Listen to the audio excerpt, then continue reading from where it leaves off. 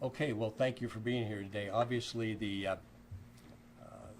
two recent airings on Dr. Phil's show have raised a lot of questions with the media.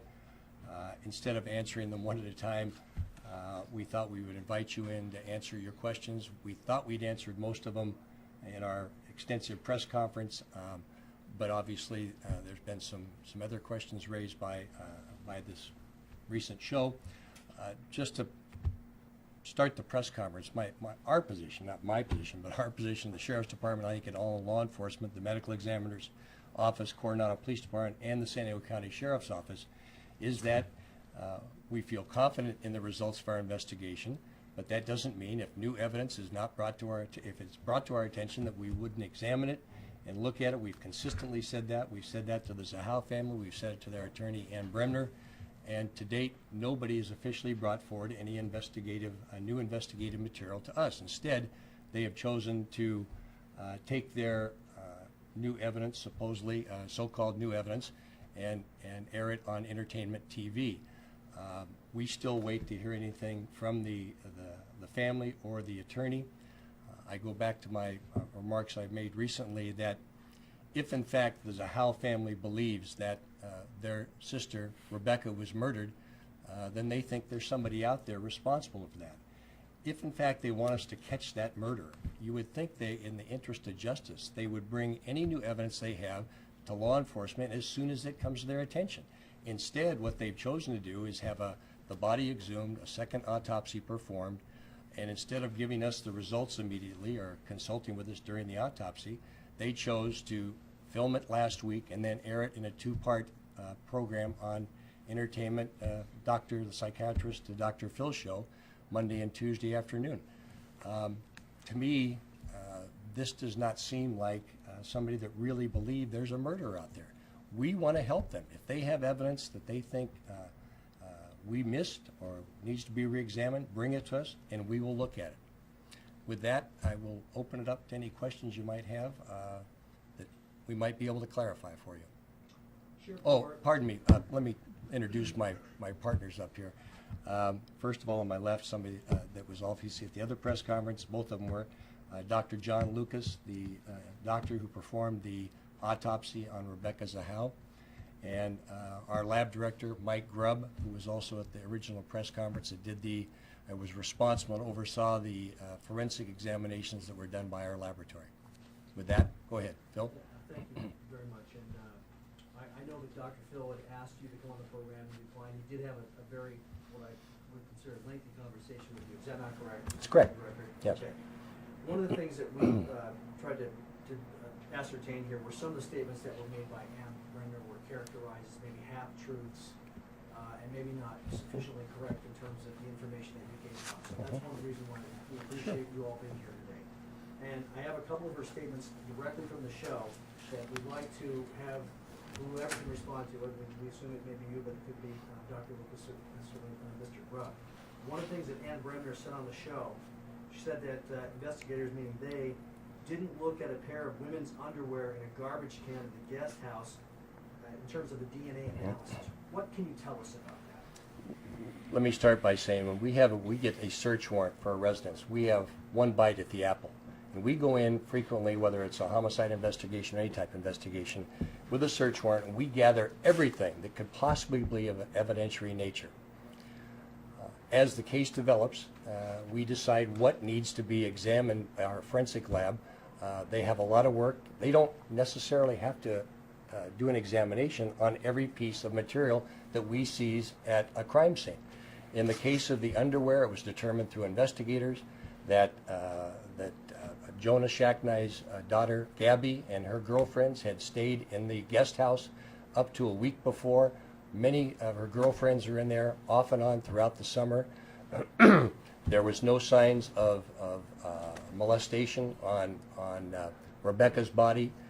It did not appear to be relevant to our investigation. And like I say, not everything we seize in a crime scene is eventually submitted for a forensic examination. One of the computers, this is Ann Bremner talking.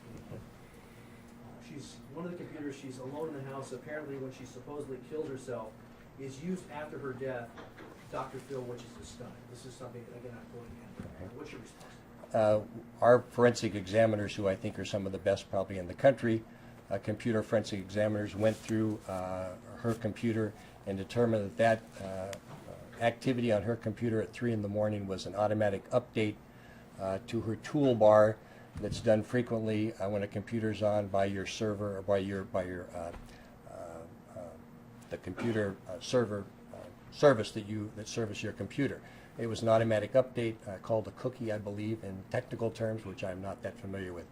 Not indicative of her being on that computer or anybody else being actively on the computer. This may be a question that perhaps Dr. Lucas can answer, because one of the other things that Ann Bremner said, you even have mixed DNA in her fingernail clippings. That was never discussed Okay. before. What can you say? There were 13 specimens taken from her fingernails. 12 of them were only her DNA, and I will turn to Mike Grubb to explain to you what the other specimen showed as far as a mixed DNA. And I will slide over so he can, instead of moving all the microphones. How's that? That would Might as well keep going. Having you centered there is really helpful if you guys don't mind tightening it up. That'd contribute. I hate to get out of the camera shot. Come on. Again, the majority of the DNA under Rebecca Zahau's fingernails was her own. There was the various fingernails were tested as separate samples, and one of them showed a DNA mixture, but the level of DNA was so low that it's an uninterpretable mixture. It needs to be realized that DNA can come to be on all sorts of surfaces, doorknobs, any public surface can gain DNA from a number of people, and it will reside there and may be picked up by someone else. So the finding of a minute amount, a very small, uninterpretable amount of DNA under somebody's fingernails that may be from someone else is certainly not evidence of homicide. So, but what she said on the show, that there was mixed DNA under her fingernails, is actually true, right? There was one of the 13 samples that showed a mixture of DNA under the fingernails, yes, under that one fingernail. And what she said on the show about the underwear, that there was no DNA analysis done on the underwear to actually determine whose underwear it was, that's true as well, is that right? That's correct. The underwear was collected, but as the sheriff has said, was not examined because of Jonah Shacknai's statement and the fact that we had better evidence as to whether Rebecca Zahau was sexually assaulted or not, and that was her body and the swabs recovered from her body, which showed no sexual assault. There was also a statement from Bremner regarding, I think Mr. Grubb, you may have to answer this as well, that not many people were looked at here in terms of the DNA who had access to the house, including Jonah Shacknai and Dina Shacknai Romano. Why? Well, that is true. I'm not sure I'm the one to answer why. We examined those subjects that were submitted to us. Mike, before you go, real quick, was there mixed DNA found anywhere else in terms of the, I think Ms. Bremner on the show said there was mixed DNA found on gloves, on the bed frame, and on the knife. Is there mixed DNA on those items? I'll run this down for you fairly quickly. Overwhelmingly, in 10 of the 11 rope samples from the rope was Rebecca Zahau's DNA that was found. In one of those samples, there was a fragment of DNA from some other source, absolutely uninterpretable. There was a low level of DNA, uninterpretable, on the large knife from the bedroom floor. There was a low level mixture of DNA, not interpretable, on a doorknob to the balcony. Those are the mixtures that I think that she was, and the black gardening gloves that were recovered from a table at the scene. Again, a low level mixture, uninterpretable. What about the bed frame? That DNA sample was insufficient for analysis. Okay, so what Phil just asked is, if you had taken DNA from Jonah or Dina, wouldn't you have been able to compare that to some of these unidentifiable mixed sources? No, that's the point. When you have a low-level mixture and it's so low that it's uninterpretable, it means that even if we have other subjects to compare, it's not going to be fruitful. And so maybe Mr. Gore could Yeah. respond to why Dina Yeah. and Jonah. Yeah, because we knew where Jonah was. If we'd have come up with unknown DNA during the course of our investigation, we could have taken DNA samples from Jonah. We took it from people that were leaving town. I think we looked DNA from her sister before she left town. We knew where Jonah was going to be. If we needed to get DNA from him, we could have gone out and taken a DNA specimen from him. And Dina? Same with Dina. She on surveillance tape the night of the murders, or the night of the deaths, of Rebecca's death? I will. What we got back there? I don't. Dave, I don't believe we have her. Did you hear the question? I understand. Right. Jonah may have been on surveillance tape, but not Dina, is that right? Let's get an exact answer for you. Right. Sorry. Yeah. Sheriff, Yeah. I'm going to move to some Sure. statements made by Cyril Weck for a second. Dr. Cyril Weck. And, I'll slide to my right then. one was kind of generic. I think Okay. one of the things that he said on the show was the phrase "rush to judgment" is the best, most concise that can be applied here. Right. What was the hurry? And that's a consistent statement, a soundbite that was used by the private investigator, by Ann Bremner, and by the pathologist Cyril Weck, which I found interesting in and of itself. Rush to judgment, and he kept talking about a matter of days. As you all recall, you lived this here in San Diego. In fact, we're bringing a lot of pressure on the sheriff's department. What's taking so long? I think it was approximately 7 weeks from the time of the death until we came out with our results. To me, that is not a rush to judgment. In fact, to me, it showed a very careful and methodical examination of the evidence, the scientific evidence that we obtained in this case. The last thing, if my recollection is correct, the last thing we obtained was the toxicology report, which we were holding out, thinking, okay, everything is pointing to Rebecca, her DNA, her fingerprints, the paint, fingerprints, DNA on the brushes, everything, her footprints on the balcony, but we want to make sure that she wasn't drugged and this stuff was all done to her somehow. When the toxicology report came back with no drugs in her system, that was kind of the last part of our investigation. I saw you quoted yesterday something I hadn't heard you say before, that it seemed like you were saying, and forgive me if I misquoted here, but you were leaning toward homicide until perhaps you got that. Is that I think, as I have repeatedly said, this is a very unusual suicide. And we have professional homicide investigators that they're probably some of the best in the state, if not the country. We looked at this and we said it's very unusual, and we wanted to leave no stone unturned. And I think that toxicology report was probably the last stone. And when it came back, no drugs in her system, there was no other logical explanation for what happened. We, as I have said again in the past, this is a very unusual suicide. It would be an incredible homicide. Who would do this to try to make it look like a suicide but make it kind of look like a murder? It's not logical. On the program also, yesterday, Mary Zahau said, and again, I'm going to quote from the program here, probably for you to answer, Sheriff Gore. She says, "They have given us false information on multiple occasions, and I would prefer that they not touch my sister's case at all anymore. We have lost trust in them." Yeah. But you still are reaching out to them, it sounds like. It's very unfortunate. From the day after our press conference, when Ann Bremner went on the media and started talking about rushing to judgment, and she talked about the first time we talked to the family of Rebecca was to give them the results of our investigation.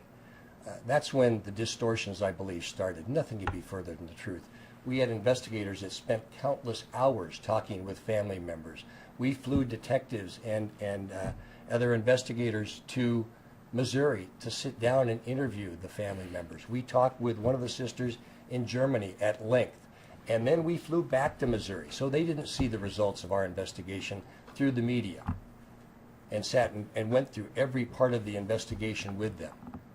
So to say that, it was a rush to judgment or we've lied to them, I don't know what she's talking about. A couple of quotes from Dr. Weck that we haven't mentioned. One of the things that he said on the program, if the body had just plummeted down with that sheer drop of several feet, then the cervical vertebrae would have been fractured or dislocated. Probably That's Dr. Lucas. Dr. Lucas on that. Maybe repeat it. Oh, no, that's fine. What Dr. Wecht is referring to is a hangman's fracture, a so-called hangman's fracture. It's a fracture of the upper cervical spine that is seen in judicial hangings, where a trapdoor drops out and a body falls straight down vertically. And it's true, she did not have this fracture. In fact, there's published studies on this that fractures or hangman's fractures are actually the exception rather than the rule. A series from 1992 showed that in a series of cases they looked at, a minority of those cases actually had a fracture. So the absence of a fracture in Rebecca's case doesn't prove anything. It doesn't add to or subtract from the case. She had other evidence of a long drop. She had some torn muscles in her neck from the drop, but she did not have any fractures. Were these other cases 7 to 9 foot drops? I don't have the details off the top of my head of that study, but these were regular judicial hangings. They're judicial hangings. Something else that Dr. Webb said, which I think has been in the news a lot too, is he said, again quoting from him, "I would like to hear from them how you get 4 separate impacts to the top of the head in a vertical hanging." Again quoting Dr. Well, that is a good question. The only problem is that this is not a vertical hanging. I don't see how it would be possible for her to be in a position where, with her feet bound and her hands bound, to get in a position where she would be a straight vertical drop. This evidence, the scene supports, and the binding supports the notion that she leaned over the balcony, shifted her body weight over, and went over in that fashion. And you can imagine that she would be going with her head down, or at least sideways. It's my thought that one of those impacts on the head was probably from the edge of the balcony as she went over. And I'll even, since you brought those up, I might as well just clarify these impacts. There were 4 impacts. He's absolutely right. One of them was 2 inches by 1 inch. That's the one that I think was probably from going over the balcony. The 3 others were smaller than a nickel. Not only did they have enough, did they not represent enough force to cause unconsciousness or any other, they may not even have given her a headache. These were small injuries. I do not know exactly how they happened, but they were minor and inconsequential.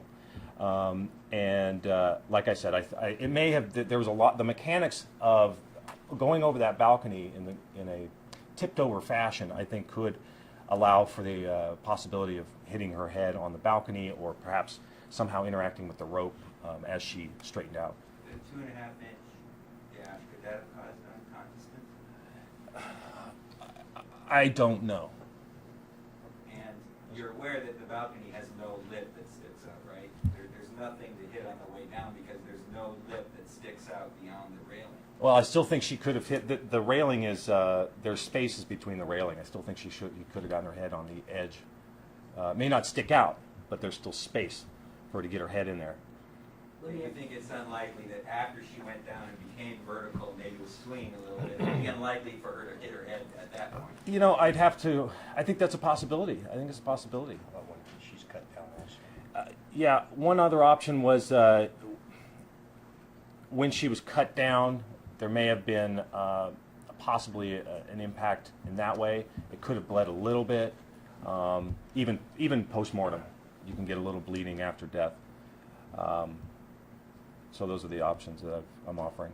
You have a forensic pathologist, Dr. Wecht, again, saying, I lean very strongly toward it being a homicide based on his findings, his opinions, something involving foul play, lean very strongly against it being a suicide. As someone who deals with autopsies and these kinds of things, how do you respond to that? Well, all I can say is that I respectfully differ with his opinion. We're both looking at the same group of facts, not just the facts of the autopsy, but the facts of the entire totality of the investigation. I lived through this investigation from day one, and my conclusion is that it's a suicide based on the same set of facts. Mr. Drudd, there's a couple other DNA questions that came up on the Dr. Phil show. That there was blood in the shower that was apparently determined to be menstrual blood. But my question is, was there DNA analysis done on that blood? Yeah, there was blood found on Rebecca's body, which was determined to be menstrual blood. There was also blood spotting on the floor, on the carpet, and a small spot in the shower. Again, we determined that was her blood because it was on her body and it was menstrual blood. To take every little piece and look at the shower blood, we just don't do that.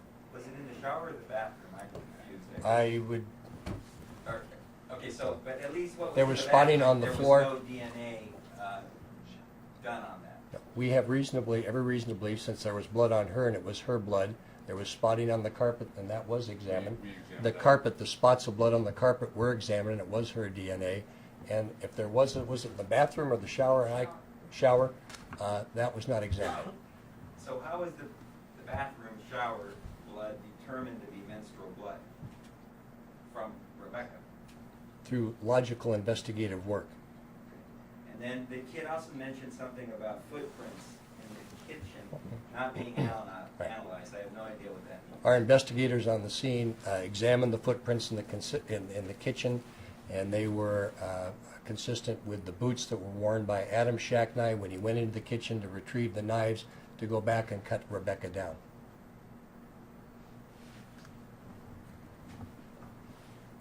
Anything else from another channel? There was something that somebody was gonna check on that we asked about earlier. I don't know if they got that information. I think they was gonna check on that.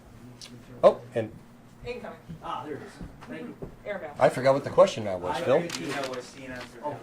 Dina on surveillance tape, was that? Oh. Okay.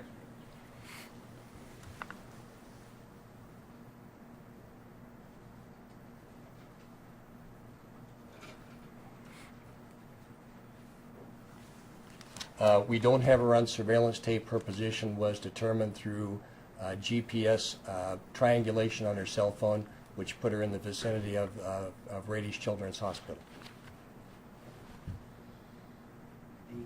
Nina Romano did an interview with us and said she admitted she was at the house that night. She went by briefly, she said. She said that she was scheduled to take a lie detector exam on Friday of that week, and that she had to cancel because she was worried about Max. And that she was willing to take a test, but no one ever called her back. A witness put her at the scene the night of the death, but she was never given a lie detector test.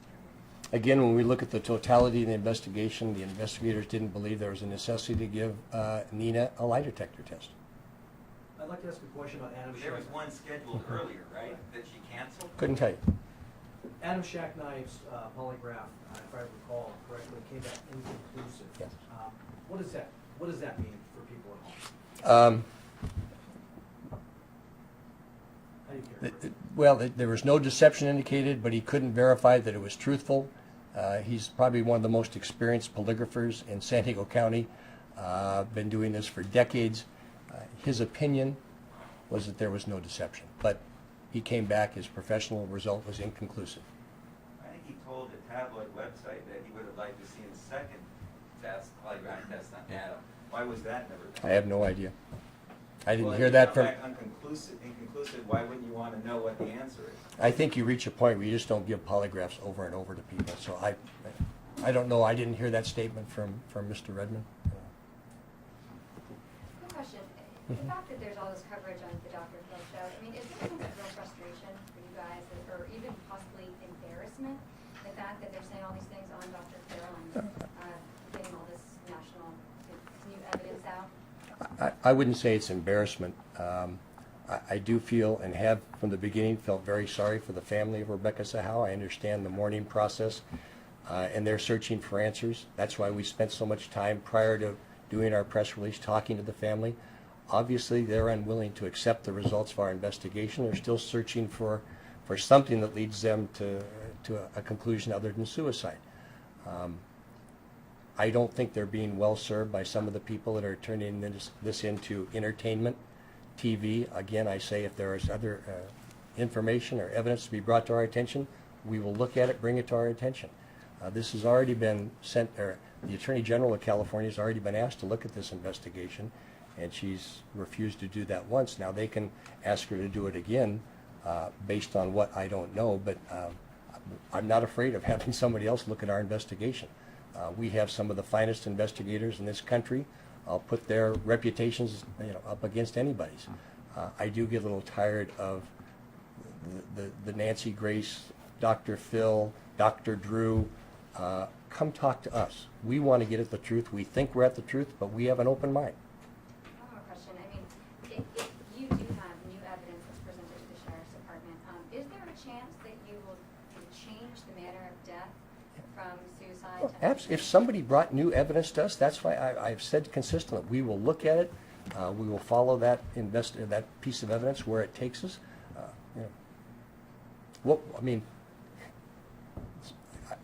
We always talk about the CSI effect in jury trials now.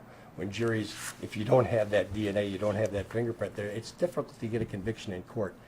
This is a classic scientific case, and we just followed the science. The DNA, the fingerprints, the lack of other DNA and fingerprints at the scene is overwhelming. It really speaks to only one conclusion, and we have no reason, the medical examiner's office, the sheriff's department, the Coronado Police Department, we have no reason to put anything else there but the truth, and that's what we're trying to find. And we think we found it. I understand you had a conversation with Dr. Phil. Yes, I did. Mhm. Did you get a sense that this was a ratings grab or an actual caring for the family and what was going on? It was an interesting conversation with Dr. Phil, and he said basically that the medical examiner had not found anything new in his examination. He talked about the family's unwillingness to accept suicide, and he was going to try to work with them to get them through this period. Obviously, he took a different tack in his TV show. And what his motivation was, I don't know. But again, we taped 1 week, we pumped it on TV for another week, and then it was a 2-day show with the results broadcast on TV. To me, is that somebody searching for the truth and the real killer of their sister, or is it some people looking to take advantage of a distraught family for other purposes? I leave that up to other people to decide. Dr. Lucas, I heard something that came up. I'm sure it's in your initial report, but somewhere there's some language about lividity in the body. And this has come up in a lot of internet sites and things like that. But there was lividity in her back, but was there lividity in her feet? And can it transfer, if she's hanging for 3 hours and she gets lividity in her feet, can it transfer to her back after she's laying in the courtyard for 15 hours? And isn't it better for a medical examiner to examine the body for lividity in the feet, like right away, like go and see if there's lividity within 90 minutes, rather than waiting 15 hours to go and examine the body? So the lividity pattern is a easy explanation, and you're absolutely right. Lividity is simply the blood, the dark red discoloration on the body when the blood settles with gravity after death. And it follows gravity if you turn the body or move the body for the first 10 or 12 hours. It'll just follow gravity. So that's precisely why she was found certainly less than 12 hours after she died. It was actually, I think it was only a few hours or so, more or less, and laid down on the grass. And once that happened, the minute she got on the grass, that blood started to resettle and remained in her back. As to the length of time between the death, or the discovery, I should say, and our arrival, in this particular case, it's critical that evidence around the body be processed by the sheriff's department or any other law enforcement agency before we get there, because they can't have us walking through the crime scene and then removing the body is actually also a fairly disruptive process. And we want to make sure that the evidence is collected around the body first, and the sheriff's department is very good about expediting that as fast as possible, given the case. Well, in initial photographs that were taken early on, after the 911 call, were there photographs taken showing that there may be red splotches or lividity down on her feet? Or did anyone from your office walk up to the body and notice lividity in her feet early on? No, our office did not have a representative there until several hours in. I don't know the exact time, but so we weren't there to examine it until the time at which the body was removed. Did you see any photographs ever showing lividity in her feet? The photographs that I can recall off the top of my head, I never saw anything inconsistent with the scenario as we understand it. So I didn't see anything out of sorts. I didn't see lividity against gravity, and especially if she's only been dead for a few hours, lividity is going to transfer real quick.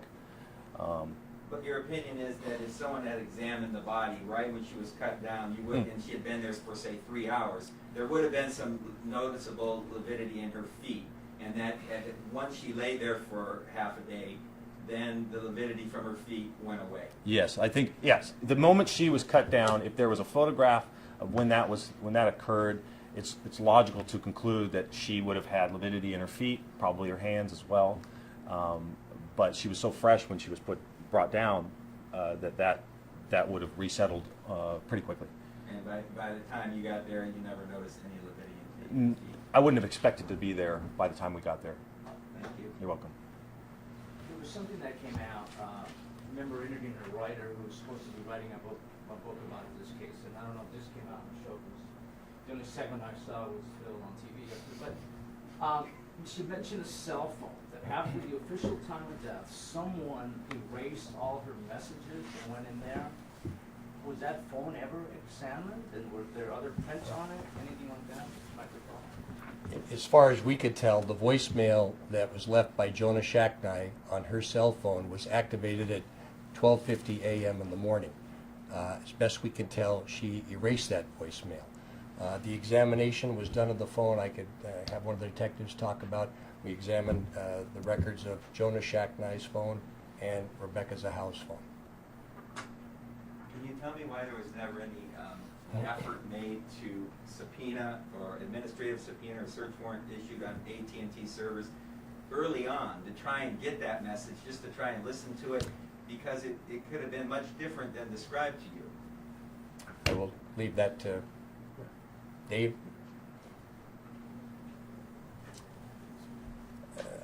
Not an effort. Oh, maybe you could hear it.